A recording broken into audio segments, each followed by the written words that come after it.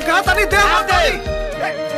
किसान किसान किसान बाबूजी कहा रे सियान भैला के बाद भी लड़का नियत झगड़ा करता सन। देखा ना बाबूजी, हमरा के हॉस्टल जाए बा आई हमार तौली लेके भाग गए। जब देखा था वैसे ही करेला। हम अपना ला नया नया कपड़ा खरीदे दी आई पहन के भाग जाला। कहा ऐसा करता रे त का करे यार, ये लोग खातिर तो नया नया कपड़ा खरीद लो, हमरा खातिर कहियो खरीद ले बड़ा तो ये लोग के ना पहनी तका लंगटे घूमी। बहुत जुबान चलाता तो देव कर तौली ना दे। अरे ना दे भो, दे हमार तौली दे हमार तौली दे। अरे ना दे किसान किसान हमार तौली दे किसान। अरे अरे का हो गेल, काहे झगड़ा करत रह? देखा ना भाई ये हमार तौली पहन के भाग आइला। दे दे बेटा। ना देब ना। दे दे दे हमार तौली दे। अरे किसान का भाई तोर छोट भैया ना हो, ते नहीं के जानत माई दूसरे के तौली पहनल हाइजीनिक ना होला। हाइजीनिक ना होला। हाइजीनिक ना माई हाइजीनिक, इससे बैक्टीरिया फैलेला तब बीमारी हो जाला। अच्छा भाई भाई का कपड़ा पहनने से बीमारी होला है?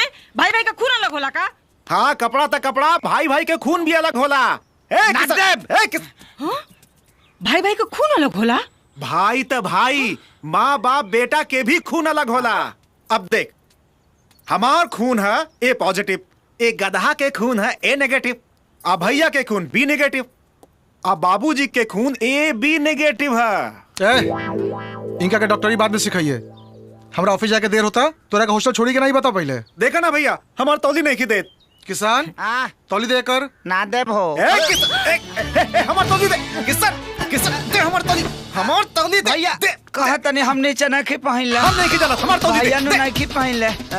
भैया नु हमार भैया हुआ हमार तौली दे किसान। का रहा है किसान बोलो तनी।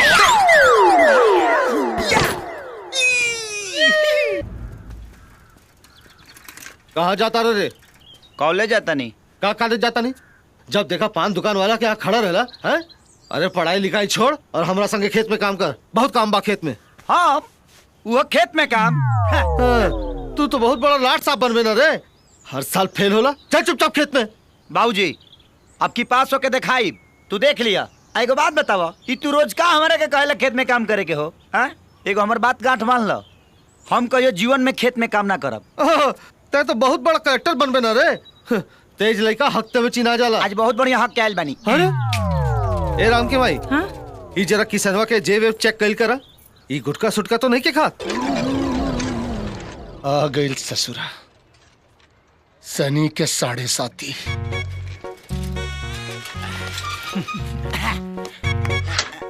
का हो ए बनवरी, आज चंदवा कॉलेज चल गइल का? हमरा से का पूछे तारे रे, हम ओकर चौकीदार बानी का? अरे तो तोरा दुकान के एगो कर मकान बा, अते ओकरा के रोज आवत जात देखेली। ए सब पूछ दे तो भड़कत का बड़े रे।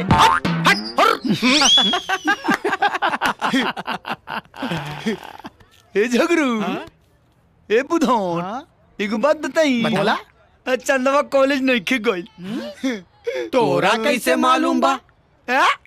हौ देख, ओकर सहेली हो जाओ तारी सा, तो अकेले कॉलेज थोड़ी जाई। प्रभु अबे हमें कौन बर्बाद बबे, ई तो कोनो अनहरो बता दी। अनहर बता दी, तोरा खानी बानर ना बता। ए चंदा, अच्छा तू लोग चंदा तोर सहेली आ गए सन रे। आवता नहीं बाबूजी।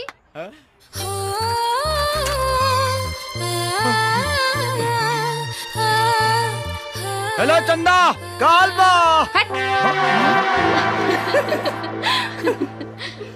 बनवारी हम आओ तनी।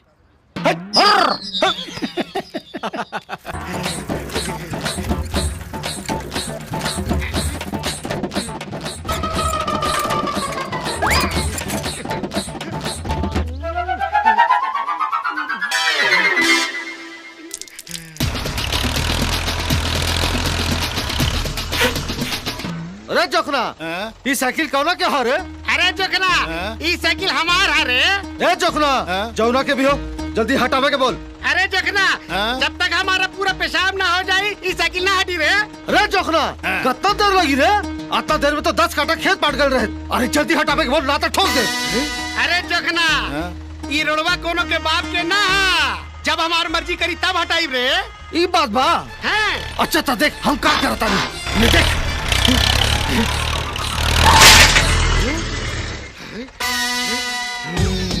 अरे रुक, अभी बताओ तारी तोरा के। अरे तू का बताई बा, हम बतावा तनी। तार टंगड़ी लेके चीज दे तो भाग कर दे। अरे छोड़।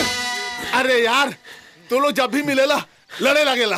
अरे कबहू तो प्यार से रहा। अरे ही पंचर वाला संगे कौन प्यार से रही? अरे ते जोखरा चुप रहा, अभी एकरा के छट्टी के दूधिया दिला दे। अरे एक को भी भंटा बोए वाला हमरा जैसे बिजनेसमैन आदमी से लड़ाई करे के तो आर औकात नहीं करे। बारे एगो पंचर के दुकान खोल के अपन आप के टाटा बिला बुझता रे।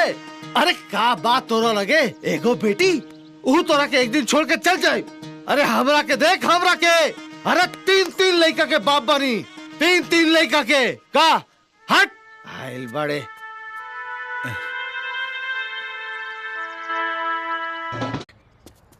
का बे बड़ा ठोक के गेल रहले ताओ चंदवा नाने देला सब भाव हने आओ। अभी हमार भाव फिक्स से कहाँ भइल बा बेटा, लागत ता गीता तो ना पड़ेला ही। और मैं स्पष्ट लिखल बा, कर्म करते रहो बेटा, फल की चिंता ना ही करो। हमार काम बा कईल कर्म और फल देहल तो ऊपर वाला के हाथ में बा। बुझली रे भगचोनहार। प्रभु ए झगरू हिने ऑनरी का भइल? तनी हमर साइकिलिया टेढ़ा करना। हो गई। ओके चंदा, ए चंदा। अरे कहाँ गुजर जाता रे? हमरा साइकिल का हैंडल टेढ़ा हो गइल बा, सीधा कदा। चल सीट के धर। तैं को भी भंटा बोए वाला गोविंद प्रसाद के बेटा हुए ना रे? हाँ ता समझा दे अपने बाप के। अरे वो का को भी भंटा बोए वाला एगो मामूली किसान और हम एगो बिजनेसमैन, वो बार-बार हमसे टक्कर लेता रे। बड़ा सुंदर बड़े यार। हाँ सुंदर है रे। तार दुकान का टायर बा, का ट्यूब बा, का रिंग बा, का सीट कमर बा। बाबूजी हमके 100 रुपए चाहिए। काहे रे? हमके सहेली लोग के साथ पिकनिक पे जाए के बा।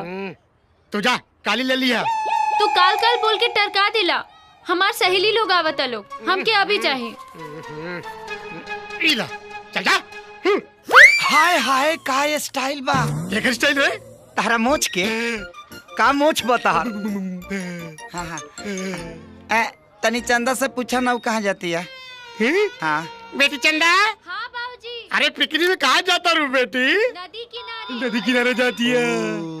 नदी किनारे। अरे रुक, ते काहे पूछ ले रे कि वो कहाँ जाती है?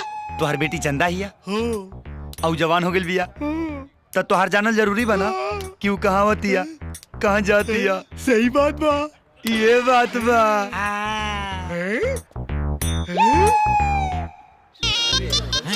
हो दे आगे लिसन रे। चलो चल के देखल जाओ, चलो। एक किसान सब गुस्सा में नहीं आवत रिसन, चल भागे के रे भाई। अरे रुका सा लड़की के खींच टाइम फीस साइड डाउन। ए तू लोग यहाँ का करे ताड़ा? मछली फंसावत तानी लेकिन एको गो ना फंसली सा। भगवान जाने कभी फंसी। चुप। देखा फालतू बात मत करो। हमनी के एजा पहले से पिकनिक के प्रोग्राम रहल। तू लोग भागा यहाँ से, भागो हटो। हटो हमनी के क्या हटी सा? हाँ तारा लोग के बैठे के बाद जा कहने कचरा पार्टी में बैठा लो, बुझाइल? बोलत तो ऐसे बड़ी जैसे कि जगह इनका बाप के है। ए हमरा बाप के नाम मतलब। कुछ भी कह चंदा, लेकिन जब तू खिसियालू तो बहुत सुंदर लागेलू। लगम ना, भगवान हमके फुर्सत से बनवले बाड़े। ओए होए होए होए होए होए तारा के फुर्सत से बनवले बाड़े। हम का इंटरनेट से डाउनलोड हो कैल बनी का। डाउनलोड हो के आइल बनी का। चुप रहो, सहरा से तो मुंह लागल बेकार बा। गले लग जा। ए माई माई रे, ए माई माई माई बोला 50 किलो लुआ, 50 किलो प्याज और 50 किलो दाल लिया देनी। हाँ। और भतवानी खाते मिस्त्री के भी बहना दे देनी। अच्छा ठीक है। अच्छा सुनो, एक कन्या के सगुन का सामान बा छूट गेल रहे, ले जाके पहुंचावा। अच्छा। और रास्ता में से 1 किलो निमन मिठाई भी खरीद लिया, बुझाइल? और जल्दी आई, बहुत काम बा।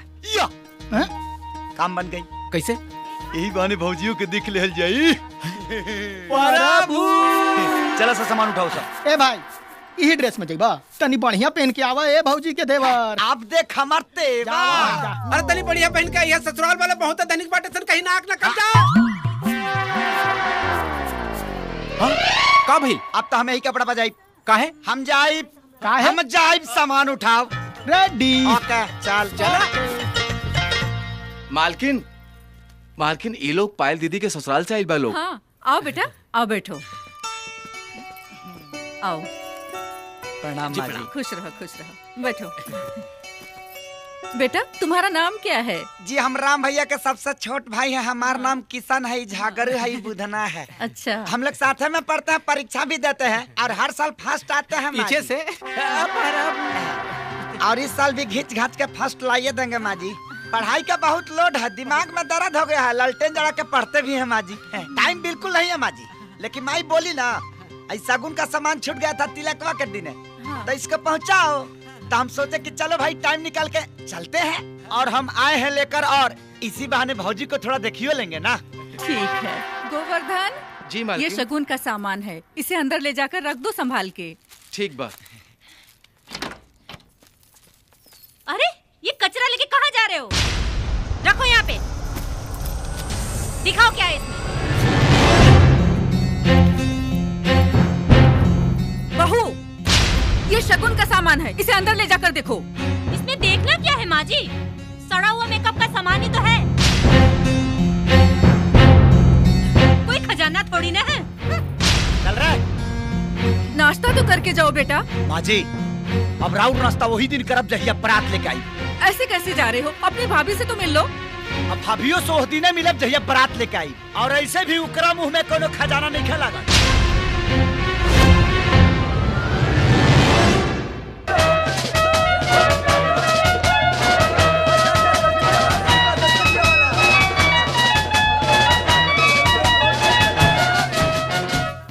आपने मुझे बुलाया? हाँ, संध्या कह रही थी कि तुम किशन को जानती हो। हाँ दीदी, अच्छी तरीके से। तुम उसी के गांव में रहती हो? नहीं दीदी, वो हमारे पड़ोस के गांव में रहता है। अच्छा, कैसा लड़का है वो? एक नंबर का लफंगा है। मुझे भी ऐसा ही लगता है।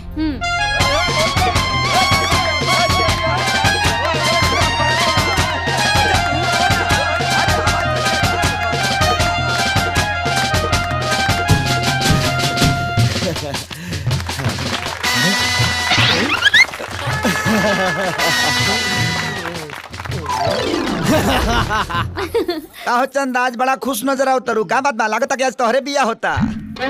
खुश ना रही तका उदास रही। यहाँ एगो तू ही हमके देखे वाला थोड़े बाड़ा, बहुत लोग बा देखे वाला। एगो चेहरा के कितना लोग के देखैबू, घूम फिर के हमरे लगे आइबू। ए, हमरा लगे मोहब्बत के गम नहीं खे, आ तू हमके संभारा इ तरह में दम नहीं खे। ए तोहरा के का अगर चाह दी ना तो तोहरा साथे साथे सब जनी के रस निकाल दे। हट, तरह से तो मुँहे लगावल बेकार बा। मुहे ना लगेबू तो मोहब्बत के लेमचूस कैसे? प्रभु बैठा। ए भाई लोग, अब तई परसिया हमनी के बैठ के खाई जाई। पतल ठीक बानू रे? हाँ भैया। आ खाना ठीक बानू रे? हाँ भैया।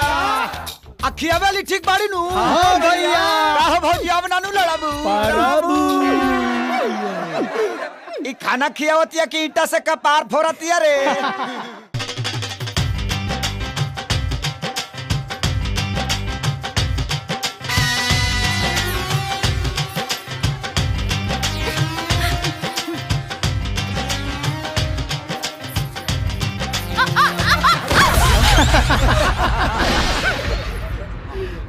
अरे बेटा उठा। हटो। मैं तंग आ गई हूँ इन नाटकों से। मेरा कमरा कहाँ है?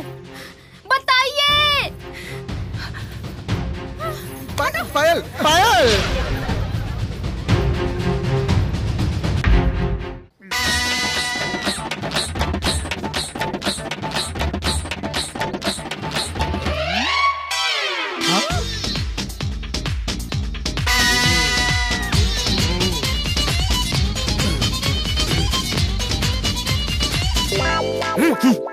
का रे जोखना, घर में सब ठीक बानू?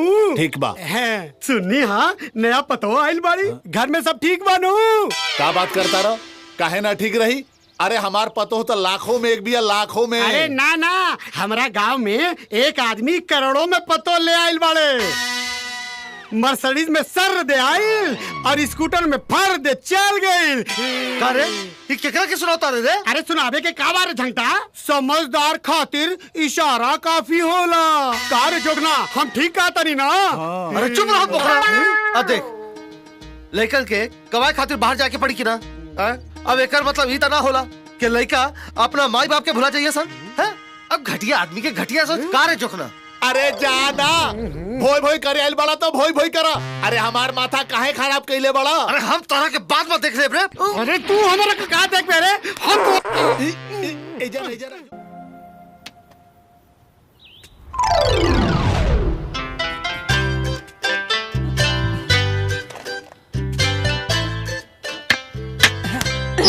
करम फूटा सत्यानाश होतो। तू अरा मुझौसा मुझे रहो ना, तेरा अखियां में कच्चा फूट गइल बा का रे? हाँ लौकत नहीं खे। हमारा तो लौकता, हमरा गुलिया के थोड़ी लौकता ना, तो कगरी काट के निकल ना जाई। गुलिया के जैसन तू आन्हर हो गइल बाड़ा। कहा समहू आन्हर आती तो गुलिया के जैसन तोरा में सट जाती। सटे के इतना शौक बना तो हमरा घर पे हमरा बाबूजी से हमार हाथ मांग के दिखावा, तब जाने कि कितना बड़का हीरो बाड़ा। तकाल बारा बच्चे तोरा घरे आब तोहर हाथ मांगब तोहरा बाबूजी से, और अकेला नहीं आएंगे हम, अब पूरा बाराती के साथ आए। अरे जरे ढोंगी जा। काल 12 बजे, काल 12 अरे बजे। हाँ ले जाओ। अरे अब ठीक बानू प्रभु।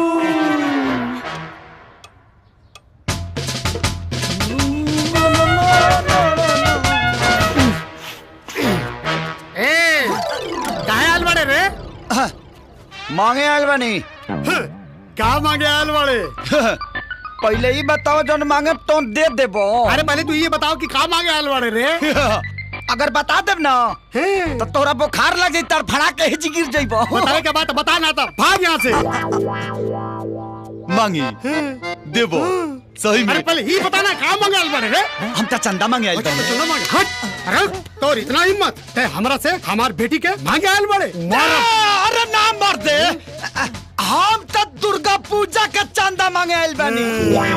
दुर्गा पूजा के चंदा मांगे आयल? अभी दुर्गा पूजा कहाँ बार है? तो दे दे, हमनी के मना लेब संग। अरे तू भाग जा, हम कोनो चंदा ना दे। हम तो चंदा लेके रहब, हम लेके रहब, हम लेके रहब, हम लेके रहब, हम लेके रहब। भाग गइल। काय का देखता रहे? चल भीतरी।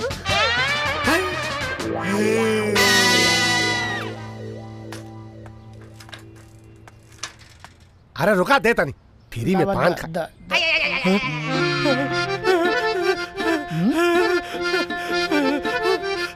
प्रभु प्रभु।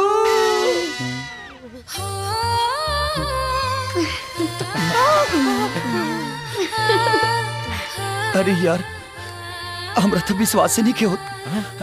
आज पहली बार चंदा हमरा के देख के हंसल बड़ी। पगलाइल बड़े कार है? अरे तोरा के ना, हमरा के देख के हंसल बिया। तोरा के तक कुतियो ना देखी, हास्य के बात करता। हट हट हट। अरे यार आज चंदा हमरा के देख के हंसली। कहाँ जाई रे, का करी रे?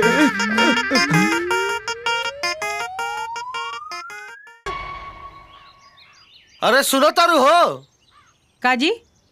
अरे किसनवा अपना रिजल्ट के बारे में कुछ बतावलस का? ना हमरा के तो कुछ नहीं के बतौले। हो सकला ओकर रिजल्ट ना निकल होखे। वाह ओकर साथ दोस्त मिठाई बांटता रसन। कहाँ बा किसनवा?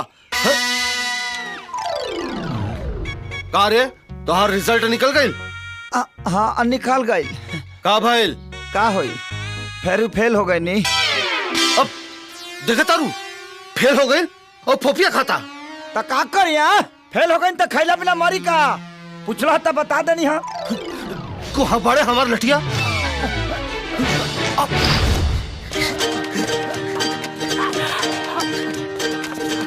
ए किसनवा चुपचाप हमार लठिया दे दे रे।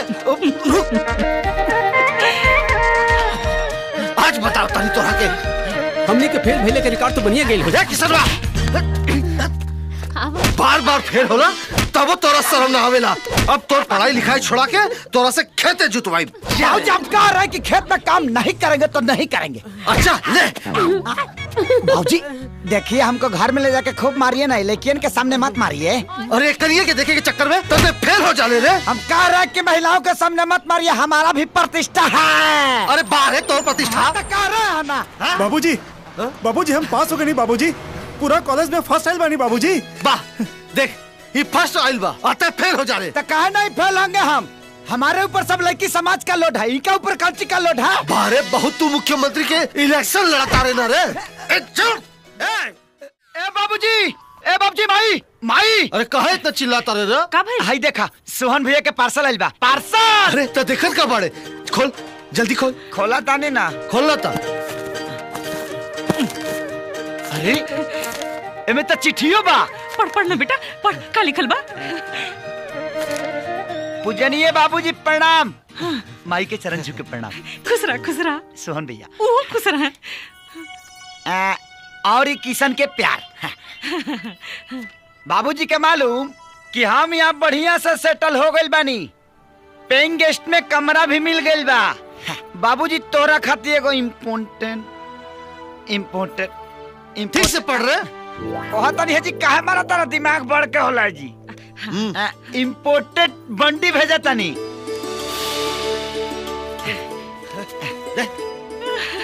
अरे आगे पढ़ना। और माई खातिर चप्पल भेजा तानी। माई। अरे राम के भाई, तनिक पहिर के दिखावा। अब गंदा हो जाए, हमार बेटा भेजले है। ए माई। अरे ते काहे रुक गई रे, आगे पढ़।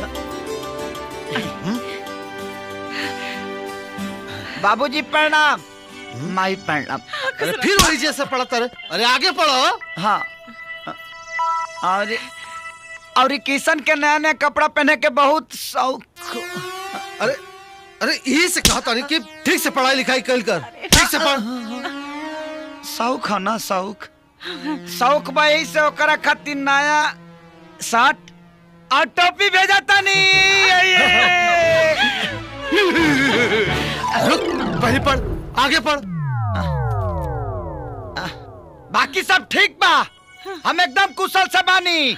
हमार पढ़ाई खत्म हो जाई तो हम तोहरा लगे चलब। अच्छा। तोहरा आज्ञाकारी बेटा सोहान। अरे कहाँ जाता रे? जाता नहीं मेला। अरे मेला बाद में जाइए, पहले ये चिट्ठी दोबारा पढ़। एक गो चिट्ठिया कई बेर पढ़ी, कई बेर। मेला जाए के बा, इम्पोर्टेंट काम बा।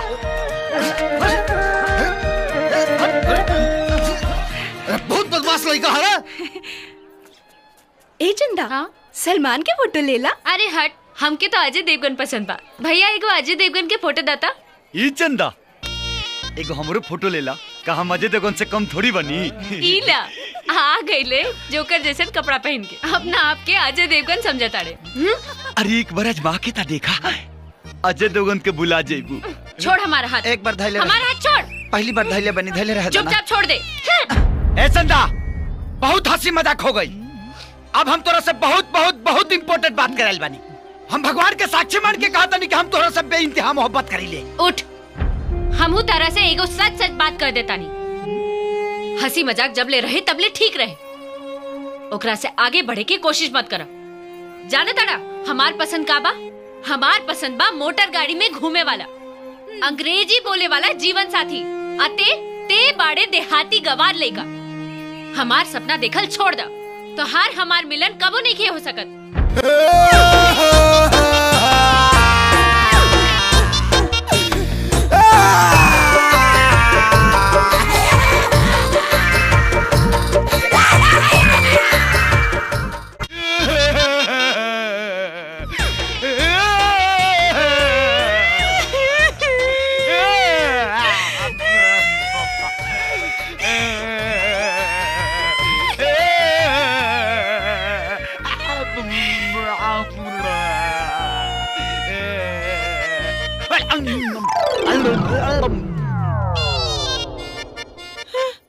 बहुरा गल बकारे।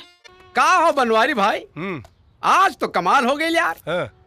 चंदा के सहेली आ गल बाड़ी सन, बाकिर किशन के अता पता नहीं के। तोनी के पता ना का? और काल मेला में चंदा जवन बेइज्जती कैला किसनवा के। अरे ओकरे बाद कहीं पड़ल हुई गम में रम लड़ावत। अच्छा अब एक बात बता बस, चंदा से के कर यारी, किसनवा के बनवारी? बनवारी हल्ला ए बनवारी भाई आ गईले हमनी के किशन कन्हैया। का हो भैया? दुनिया में एक से एक बेशरम देखनी भाई, लेकिन एक किसनवा जितना बेशरम आदमी आज तक ना देखनी हम। अरे काल मेला में चंदा इतना घनघोर बेइज्जती कैला से कर, फिर भी ना सुधरल। भाग भाग चौनार, प्यार मोहब्बत में का इज्जत और का बेइज्जती रे?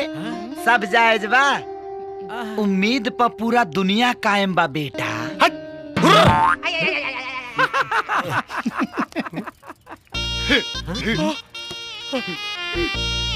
हाँ चंदा, हाउ डू कैसन बाड़ू यू? College going? फाइन बाड़ू नु? प्रभु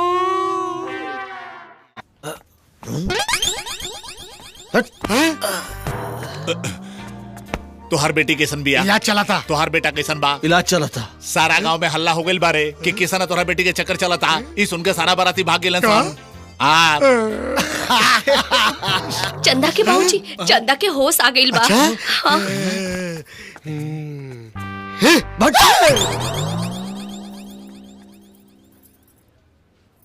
किशन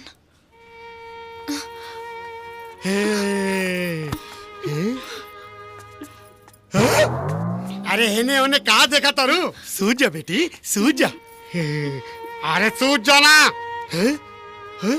अरे तोरा बुझात नहीं के कहा? सूझ जा। अरे सूझ जाना, सब ठीक हो जाई। सुनिए, ये दवाइयाँ ले आइए। अरे सूझ जाना। धीरज धर। ए जी, किशन के होश आ गई। अच्छा हाँ। चल। हे भगवान।